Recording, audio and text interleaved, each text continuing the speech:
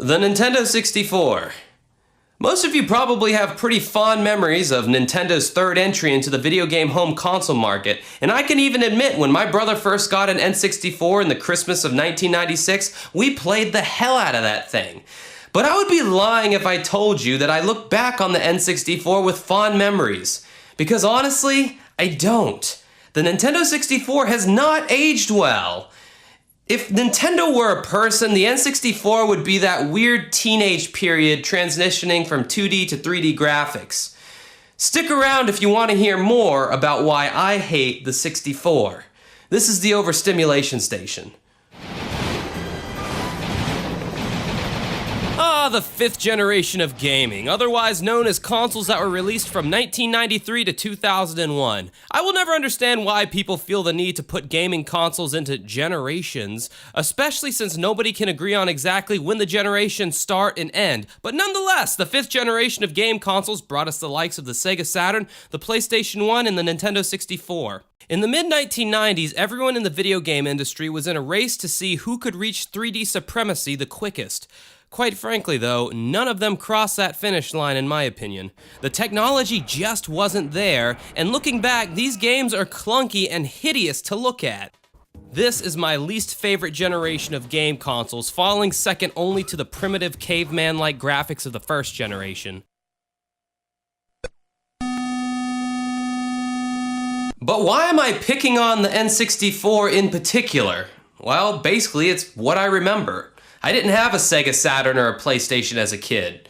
And recently it seems like everybody's been jumping on the N64 bandwagon like it was the best thing since free porn. And in my opinion, it wasn't.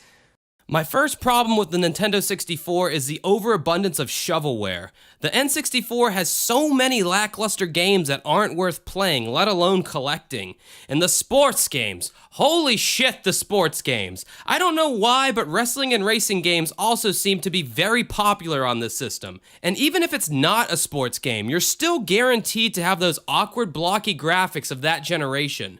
As a side note, one genre of gaming that is almost completely missing from the N64 is RPGs. Now this doesn't bother me personally, as I don't really like RPGs in the first place, but this has got to be a big turnoff to some. I would say out of the 296 games that came out in North America for the N64, only about 20 of them are worth playing. That is an incredibly low percentage of good games for a console. And just before anybody has any kind of heart attack, I will acknowledge the good games that came out on the N64.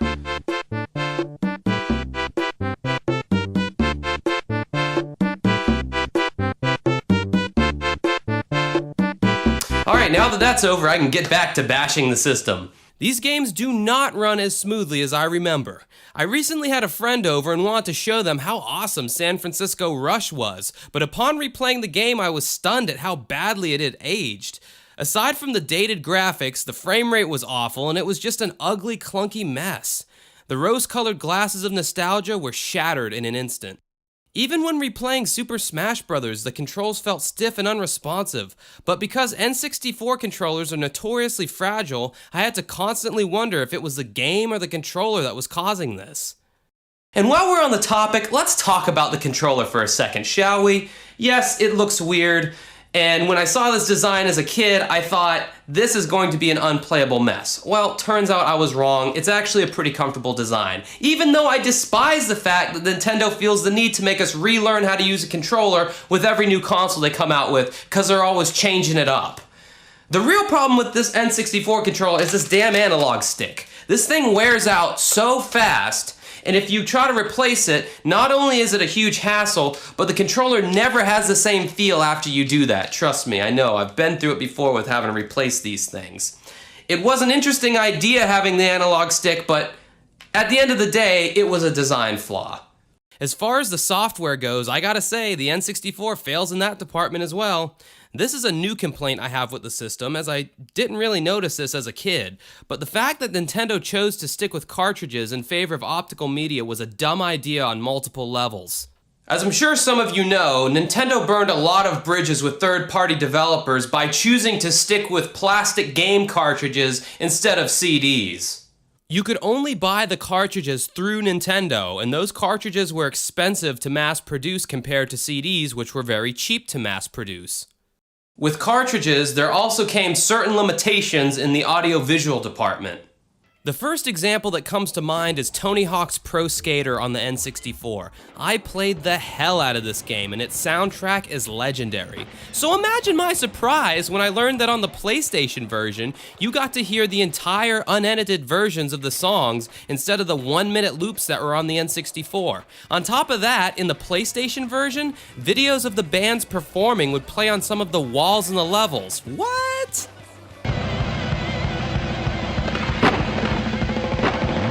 After learning about that, the N64 felt like the censored kids version.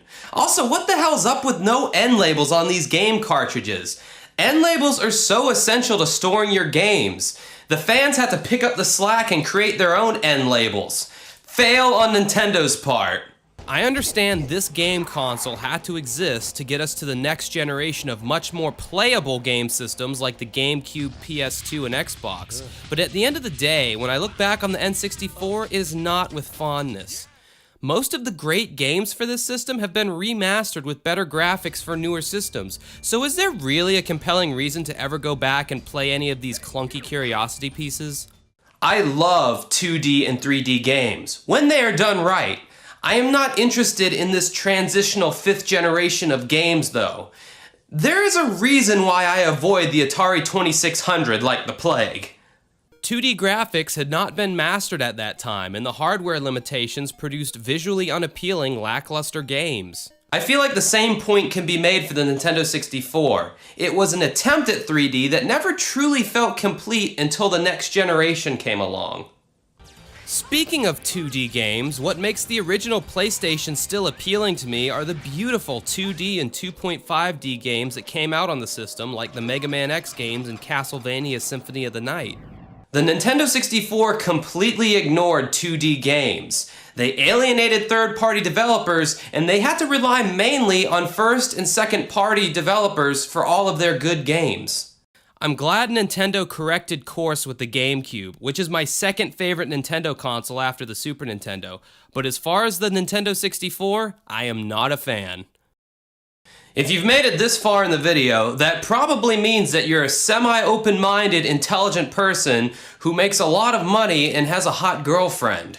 So good for you. But let me know in the comments section below. Do you agree with my points? Do you disagree? Let's have a nerd fest in the comments section. Just a big nerd festival where we talk about all things that the Nintendo 64 did right or wrong. Until next time, enjoy the rest of your night.